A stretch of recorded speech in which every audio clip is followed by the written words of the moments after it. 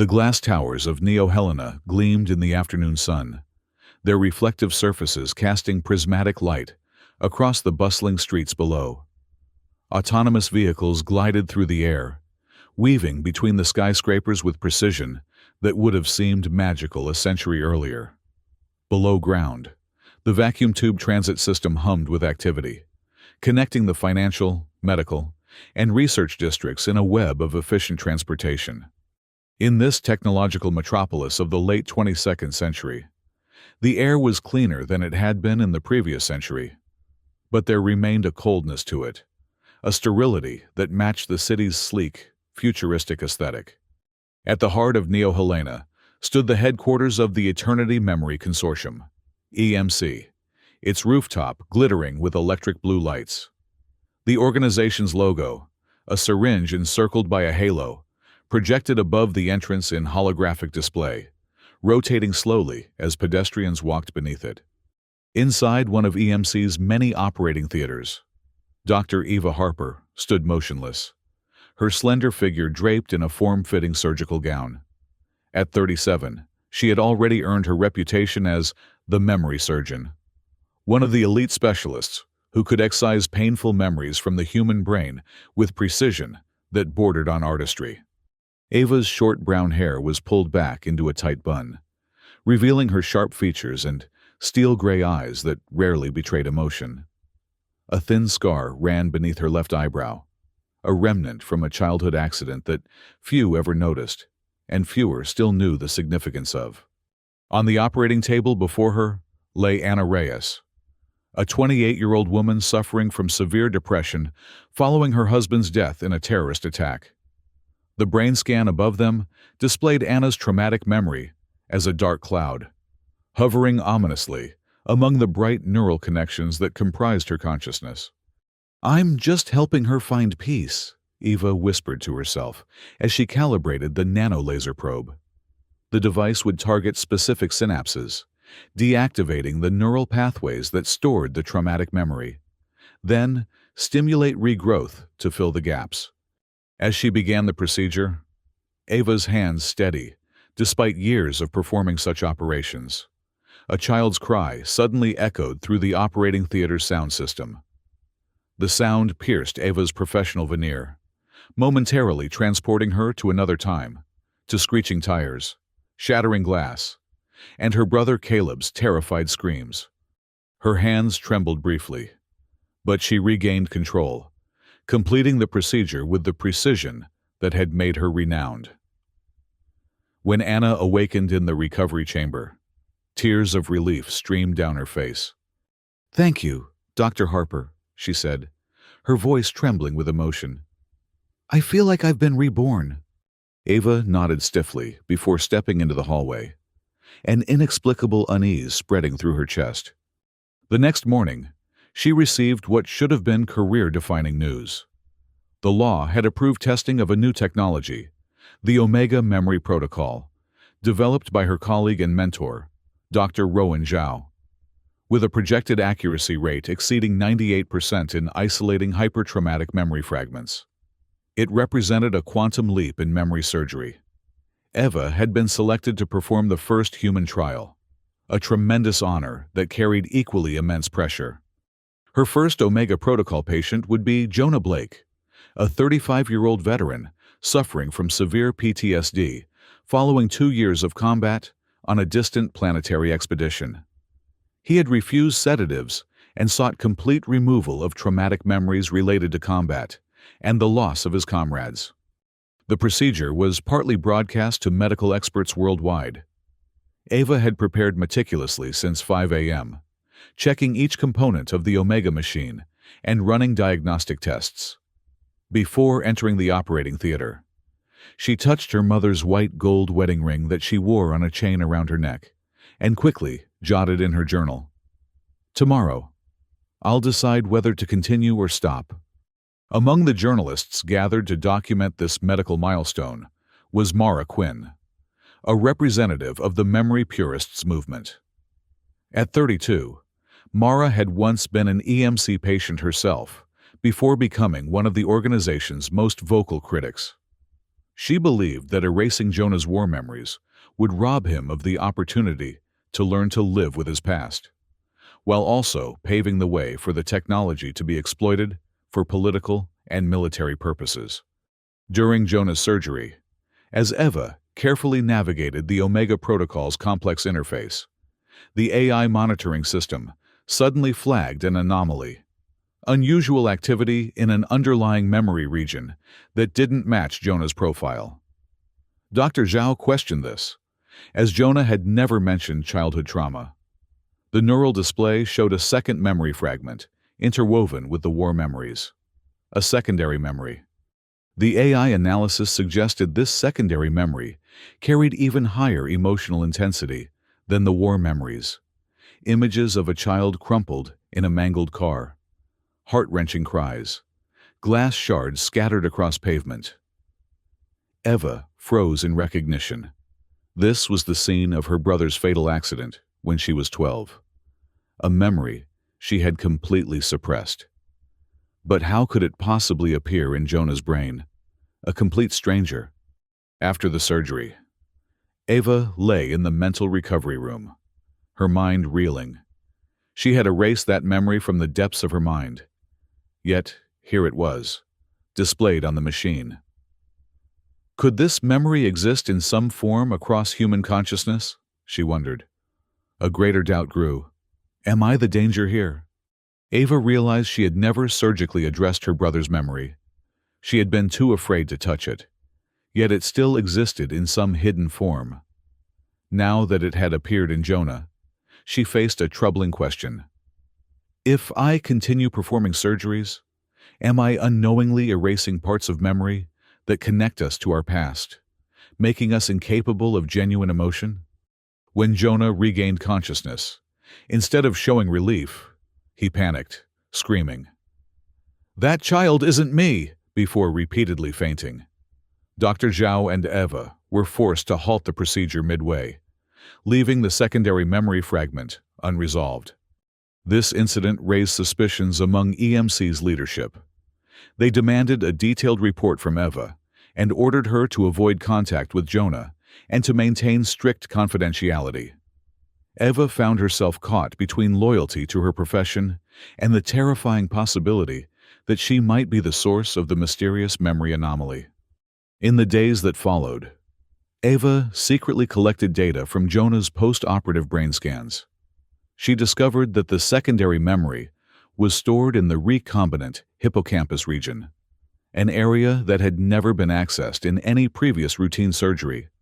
She took synaptic microsamples to her personal laboratory in her apartment and continuously compared the data with her own memories. She found that the synaptic map matched her memory of her brother's accident with 96% correlation. This could be a form of collective memory, existing in each person but buried, Eva admitted to herself, shuddering at the implication. Mara Quinn approached Eva, convincing her to meet privately. "I know what you're hiding, Dr. Harper," Mara said, her voice low but firm. "This technology doesn't just erase personal memories. It can invade humanity's shared memory." Mara revealed information about the memory purists movement. They had discovered the phenomenon of resonance memory, when one person's traumatic memory could trigger similar memories in others. She suspected EMC was deliberately building the Omega technology to create test memories, collect data, and then erase the test subjects' memories of the experiments. This revelation left Eva disoriented. Could EMC, an organization she had dedicated her career to, be motivated not by healing humanity, but by profit, willing to experiment on unknowing patients? Eva began experiencing insomnia and nightmares about her brother. In her dreams, she clutched the surgical probe, trying to prevent the machine from erasing memories. But then, she would see images of patients leaving the operating room, smiling as if liberated. She questioned herself. Who is right? Who is wrong? She visited her mother, Margaret Harper, a renowned neuroscientist who had pioneered research on chaos memory. Margaret regarded her daughter with caution. "You know what you're doing, Eva," she said. "When you cut a neural pathway, do you realize you're cutting away more than you think?" Margaret didn't oppose memory surgery outright, but she warned Eva. Memory is part of both individual and social structure. If you accidentally open the wrong door, the consequences could be immeasurable. Meanwhile, EMC launched a massive publicity campaign. Erase memory, initialize happiness. Celebrity testimonials flooded the media, and a grand ceremony in the city center featured enormous LED screens showing patients weeping with joy, alongside 99.9% safety guarantee pledges. Eva was invited to speak as the face of the program, but declined. This action stirred undercurrents among EMC's leadership, who suspected she had lost motivation or become radicalized. The memory purists increased their pressure. Mara led a protest in front of the EMC building, accusing the company. If one memory fragment can transmit from person to person, then the Omega technology is simultaneously erasing humanity's collective memory, turning us into a group of empty individuals. Neo Helena's residents were divided. Many trusted modern medical technology, believing memory surgery helps society progress, reduces crime, treats depression. But others worried, if memories were erased, would humans still know how to feel, to love, to grieve? Media outlets worldwide reported on the controversy, some supportive, others critical. Society erupted in heated debates. Is memory freedom? Who decides which memories get erased? EMC's leadership summoned Eva to a confidential meeting room, demanding an explanation for the resonance memory phenomenon in Jonah's case. They threatened that if Eva couldn't provide a satisfactory explanation, her surgical licenses would be revoked, and she might even face prosecution for illegal brain manipulation. Eva found herself between the executioner and the healer. She knew the truth, but lacked convincing evidence. Only internal data. She was forced to conceal her discoveries or risk losing her career and reputation. Eva contacted Dr. Zhao, asking him to extract deeper data samples. The two secretly entered an unofficial laboratory to test an alpha software called Totem Memory Analyzer, TMA, that Zhao had developed in secret, capable of scanning deeply enough to identify collective memory networks. The TMA results revealed 3 root memory segments, stored as ancestral memory. One of these was the memory of the Titanic II disaster, a previous century's tragedy, 2150, when a new generation passenger ship collided with a massive iceberg, sinking and exploding in the North Pole, killing thousands. The data indicated this memory had contagious properties due to multiple clone generations of victims still existing in cloned bodies. Nevertheless, Eva's memory of her brother's accident at age 12, also in 2150, matched the Titanic II data. This confirmed that all personal memories with emotional amplitude exceeding biological resistance thresholds were linked to collective memory, an anomalous phenomenon from human genes recorded through memory, heritage preservation technology. Though Mara initially suspected Eva sided with EMC, she gradually realized Eva shared her concerns. They decided to join forces. Mara introduced Eva to Reid Malakoff, a 28-year-old genius hacker who had breached EMC's security system. Reid revealed that EMC had secretly tested synthetic memory technology to create artificial horrors for military entertainment purposes, providing psychological data to train military AI, aiming to create an AI that knows fear to prevent AI rebellion scenarios. The conflict intensified when Eva feared Reid was unveiling secrets about her. He knew details about her brother's accident and had accessed her juvenile medical records. Mara warned Eva, "They're using everyone's memories as commodities, and the path you're walking is very dangerous." After the memory purists published rudimentary information about the TMA results, the Federal Memory Oversight Committee, FMOC, demanded EMC present the entire Omega protocol and TMA systems for verification. The government also questioned whether there was a connection between memory surgery and unconscious memory. The courts ordered all Omega procedures on humans suspended pending conclusions. EMC announced, "The Omega program is indefinitely suspended while safety concerns are evaluated." This created chaos within EMC. Employees feared losing their jobs, and investors fled. FMOC required interviewing Eva as the primary witness. She had to explain why her brother's secondary memory appeared in Jonah's brain. The judge rejected her explanation as lacking scientific basis. Eva received an administrative penalty, and her surgical license was temporarily suspended. She fell into crisis, abandoned by colleagues and viewed by society as someone who shook the system. Eva was determined to find evidence to clear her name and save her career. Eva, Dr. Zhao, Mara, and Reed formed the Memory Integrity Alliance. They divided responsibilities. Eva would access patient records, scanning for receipts of collective memory segments that had been erased. Dr. Zhao would develop algorithms to upgrade TMA, capable of penetrating deeper into genetic structure to decode hereditary memory. Reed would crack EMC's security network, extracting confidential data related to synthetic memory. Mara would mobilize public opinion and prepare legal strategies.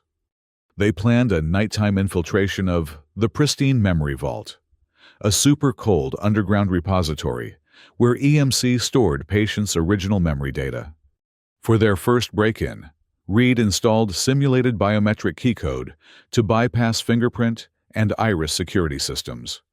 Dr. Zhao mapped backup power sources, while Eva and Mara disguised themselves as cleaning staff for easier access to the vault. They had to overcome 3 security layers. First, the AI behavior monitoring system, tracking movements, facial expressions, and 6D camera recognition. Mara exploited VX virtual AI software to simulate employee faces. Second, fingerprint plus DNA positioning. Reed provided fake specimens from EMC's stock. Third, Enigma crypto encoding. Dr. Zhao attacked the network, editing timestamps to create false time. They discovered evidence, a year of data, 2173-2174, documenting cases where patients had traumatic memories erased, then received implanted fake memories to test reactions. The shocking discovery, among these, an encoded file named MH12, Memory Hamper 12, a hidden project that used Eva's brother's memory material for cloning, then implanted it in multiple subjects to test artificial emotional durability. When viewing the MH12 file, Eva saw the final image of her brother Caleb, a 12-year-old boy gripping her hand. Then, the car crash, blood everywhere, memories shattering. All the data had been preserved, as if that memory was never erased. Eva collapsed on the cold vault floor, tears streaming down her face. Mara consoled her. "We came here because you put truth above all else. You deserve to know what happened." But what price would they pay? Suddenly, the EMC Security Directorate detected the intrusion. Police surrounded the vault. Dr. Zhao had to destroy part of the system to create an escape route. Reed shielded the transmission line, while Eva and Mara carried the hard drive containing evidence through the underground tunnel. During their escape, Eva spotted one of Dr. Zhao's former teammates, Agent Lucius Kane, who had been a private security officer for EMC. Lucius ordered Dr. Zhao to stop, or he would expose all his crimes publicly. Dr. Zhao paused for a second to look at Eva, with regretful eyes, then lunged at Agent Kane, allowing Eva and Mara to escape.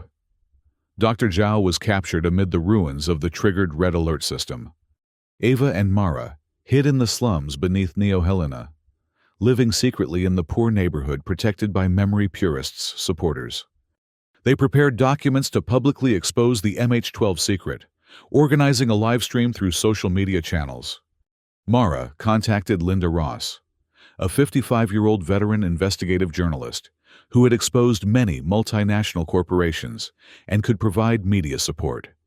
Ava struggled with her decision. If she went public, she might save humanity from the disaster of memory loss.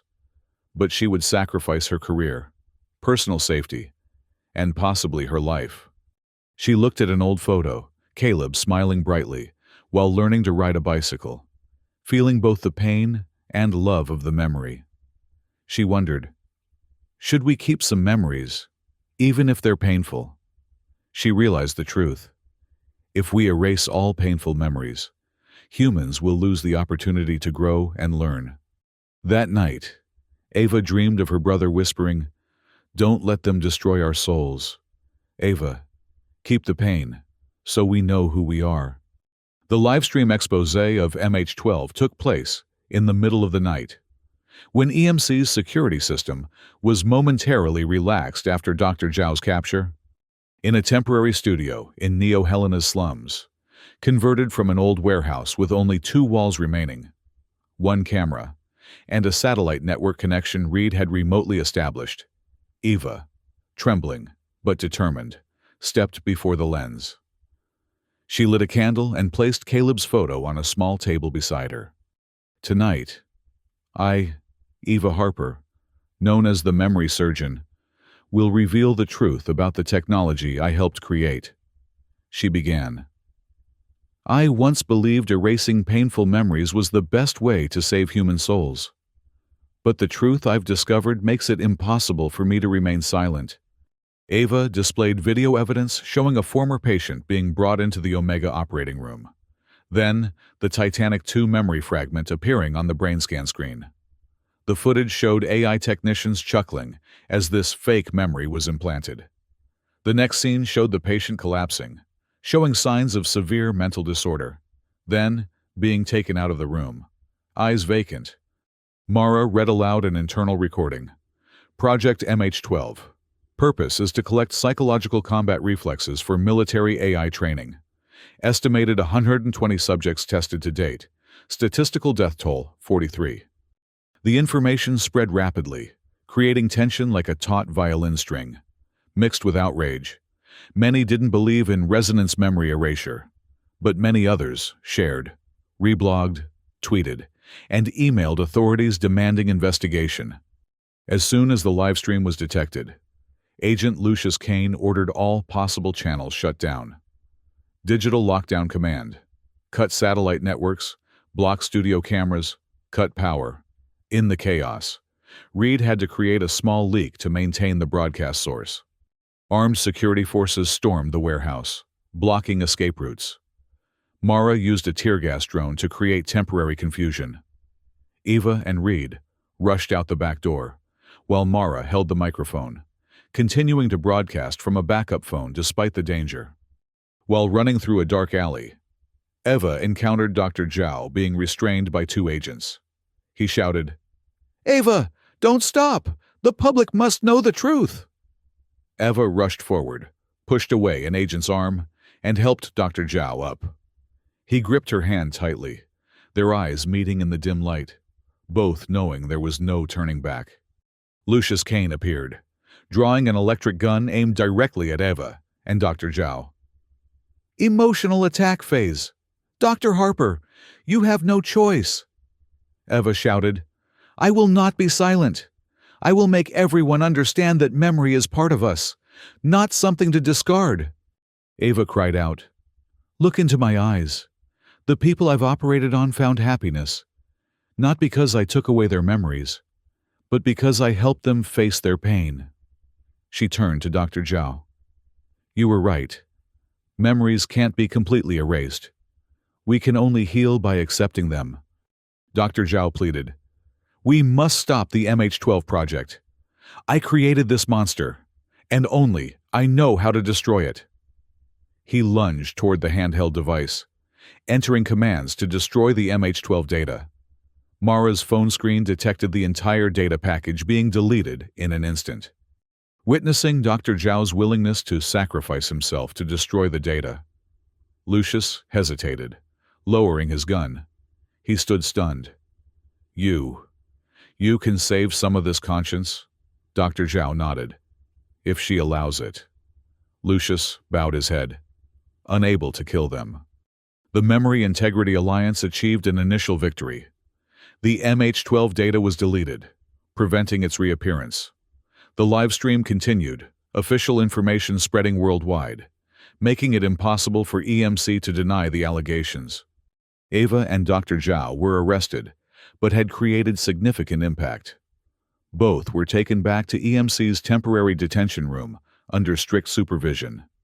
They were reassured, knowing they had liberated most of the data from malicious hands. Following the livestream evidence and Eva's testimony, FMOC expanded its investigation, demanding the dismissal of EMC's leadership and revoking all Omega surgery permits. Key EMC members, including the CEO, research director, and several AI engineers, were charged with illegal memory manipulation and threatening human security. The memory surgery network was permanently suspended, with only a few public medical centers permitted to perform limited surgeries under strict supervision. Ava and Dr. Zhao faced penalties, but received leniency, based on their voluntary exposure of crimes, along with evidence proving resonance memory was an objective phenomenon rather than Eva's creation. The court imposed light sentences, community service rehabilitation, in a public trial, recorded, with no prison time. Former colleagues' reactions were mixed. Some memory surgeons who had worked with Eva expressed admiration, sending supportive messages. Others turned their backs, believing Eva had betrayed the technology. Eva accepted this as the price to pay. Eva retreated to her small apartment, now without the blinding neon lights. The simple room contained only a personal computer, a few books on collective memory research, and her brother's photo. She spent most of her time editing the collected documents, serving as an advisor to FMOC on the risks of memory technology. Dr. Zhao was briefly isolated, then transferred to a scientific advisory role for FMOC. He wore sunglasses, often calling Eva to check on her health. Lucius returned to government service, becoming a special agent overseeing cybersecurity and medical research. The government passed the Memory Integrity Act, prohibiting all forms of memory erasure, except in emergency cases of severe pathological conditions, such as mental disorders due to traumatic brain injury.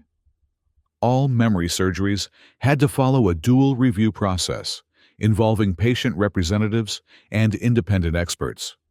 The memory purists community gained momentum, organizing workshops and teaching about memory value, helping people learn to face trauma rather than erase it. Ava decided to face her past memory through one of the rare memory surgeries, voluntary memory integration, not to erase, but to restructure her memory of her brother, helping her brain eliminate guilt and grief while preserving bright memories of Caleb. The Omega device had been dismantled, but she now worked in a public hospital with strictly controlled Omega-safe version equipment. In the recovery chamber with warm lighting, Ava sat quietly, wearing a neural wave reader, accompanied by an elderly psychology specialist, Dr. Saskia Moreau, who helped her access memories and encouraged her to accept the past. Ava felt a mixed stream of emotions: pain, love, and serenity. Finally, she broke down in tears, letting everything flow. Ava realized her new role, no longer erasing memories, but becoming a recovery memory psychologist, accompanying patients in rebuilding their will to live. She opened a free counseling center, Memory Garden, for those affected by memory technology, helping them accept pain and cherish memories.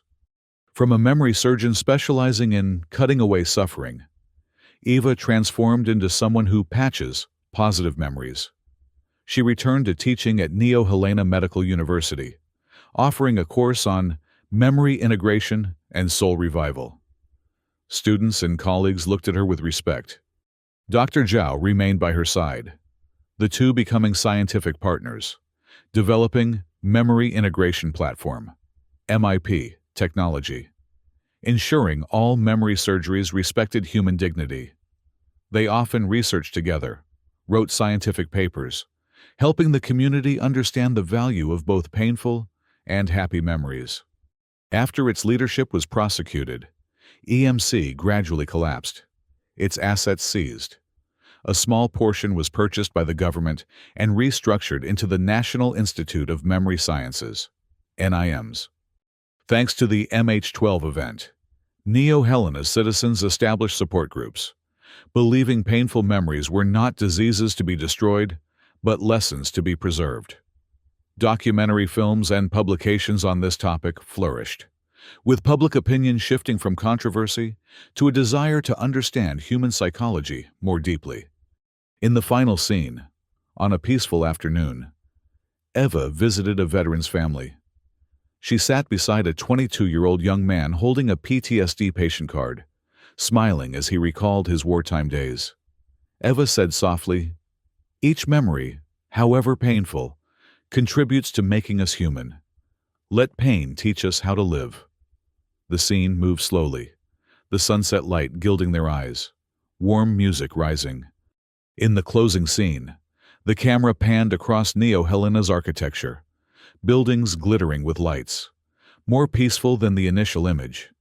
In the distance, a NIMS billboard appeared with the text, "Preserve memory, build the future." The title of the next chapter remained open, suggesting whether humans could truly master their own memories. Years had passed since that fateful night when Eva had exposed the truth about MH12. Neo-Helena had changed, not just its skyline, which now featured more open spaces and greenery among the glass towers, but its soul. The city had learned, just as Eva had, that healing didn't come from erasing the past, but from integrating it. Eva's office at the Memory Garden was simple compared to her former surgical suite at EMC. Natural light streamed through the windows, illuminating walls adorned with children's drawings, gifts from the families she had helped. Where once she had wielded nanolasers to cut away pain, she now used words, patience, and understanding to help people carry their burdens more lightly. A soft chime announced a visitor. The door slid open to reveal Dr. Zhao. His hair now streaked with gray, but his eyes still sharp and inquisitive. "The NIMS committee approved our proposal," he said without preamble. "Memory integration platform will be implemented in all public healthcare facilities next month." Eva smiled, a genuine expression that had once been rare on her face. "That's 15 years of work finally bearing fruit. 15 years since we decided to help people remember instead of forget." Dr. Zhao nodded, taking a seat across from her. "Your brother would be proud." Eva's gaze drifted to Caleb's photo on her desk. The pain was still there when she looked at it, but now it was accompanied by warmth, by gratitude for the 12 years they had shared. "Sometimes I wonder," she said quietly, "what would have happened if I'd never discovered the truth about MH12? If I'd continued cutting away memories, thinking I was helping." "You would have figured it out eventually," Dr. Zhao replied with certainty. "You were always too perceptive to be fooled forever." A comfortable silence fell between them, the kind that only exists between people who have weathered storms together. Outside, Neo-Helena continued its rhythmic pulse, vacuum tubes whooshing beneath the streets, air vehicles gliding between buildings. But now, interspersed among the technological marvels, were parks where people gathered to share stories, community centers where memory integration workshops helped people process collective traumas, museums preserving historical memories that might once have been deemed too painful to keep. "There's something else," Dr. Zhao said finally. "Jonah Blake contacted me yesterday." Eva's breath caught. She hadn't heard that name in years. "The first Omega patient? How is he?" "Better, much better. He's been working with Dr. Moreau on integration therapy. He wants to meet you." Eva nodded slowly. "I'd like that. After all, his case was what started everything." As Dr. Zhao left, Eva turned to her terminal and pulled up her schedule for the next day. Among her appointments was a new patient, a young woman who had lost her parents in a shuttle accident. Once, Eva would have simply removed the memory of the loss. Now, she would help the woman find a way to carry it, to honor it, to let it become part of her, without defining her. Eva touched the thin scar beneath her eyebrow, a reminder of the day she had lost Caleb, a day she now recognized as both an ending and a beginning. Memory was not the enemy. It never had been. The enemy had been fear, fear of facing pain, fear of being broken by it. But humans were stronger than their fears. They could bear the weight of remembering, and in doing so, they could grow. As the sun set over Neo Helena, casting long shadows across the city that had once tried to forget its way to happiness, Eva Harper, no longer the memory surgeon, but the memory healer, closed her eyes and remembered everything. The good, the bad, the painful, the joyful. All of it mattered. All of it was hers. And she wouldn't cut away a single moment.